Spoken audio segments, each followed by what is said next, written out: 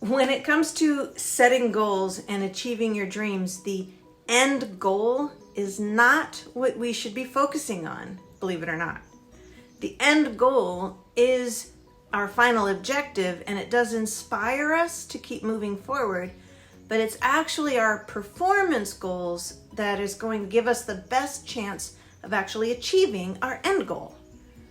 Author and performance coach John Whitmore, he tells the story of this college freshman swimmer named John Nabor.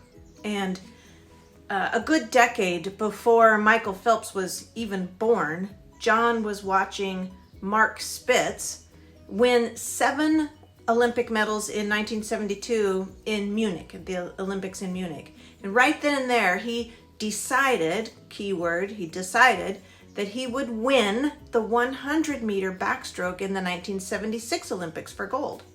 He'd already won some national junior championships, but he was still nearly 5 whole seconds off a pace that he would need to win the Olympics. And that's actually a huge amount of time to make up, especially in a short 100 meters. So John came up with this system. He worked out the numbers for that 5 seconds, and he figured that he needed to improve his time by 1/5 of an eye blink for every hour of training. He committed to working hard and to working smart and intelligently. And by 1976, he'd improved his time so much that he was made captain of the American swim team for Montreal. And he won both the gold in the 100-meter and the 200-meter backstroke. The first was for a world record time and the second for an Olympic record. That's some pretty great goal setting. And so John started with a very specific goal to win gold and to win it in the 100-meter backstroke. He had a very specific time frame, not only the 4 years to the 1976 Olympics, but also the 1/5 of an eye blink for every hour of practice. I don't know where he got the eye blink thing.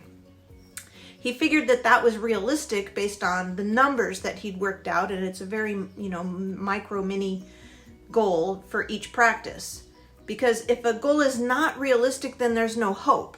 But also, if it's not challenging, there's no motivation. So there's this sweet spot of an envelope into which our goals should fit. And our goals should also be stated in a positive. If we say, I'm not going to waste time today, then our focus is actually on the wasting time.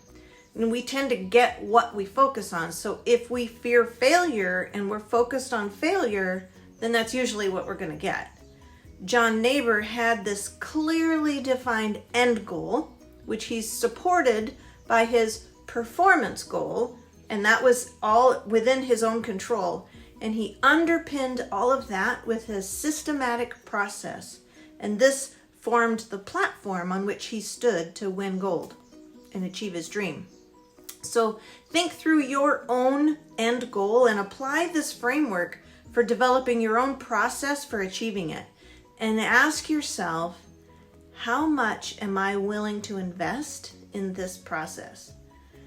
And then rate your level of certainty in your ability to actually accomplish your end goal on a scale of 1 to 10.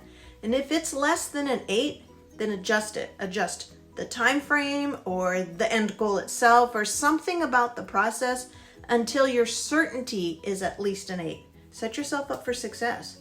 This is also going to build your confidence and your intrinsic motivation to get her done. All right, I'm Jelana Ray, and I'll talk to you later.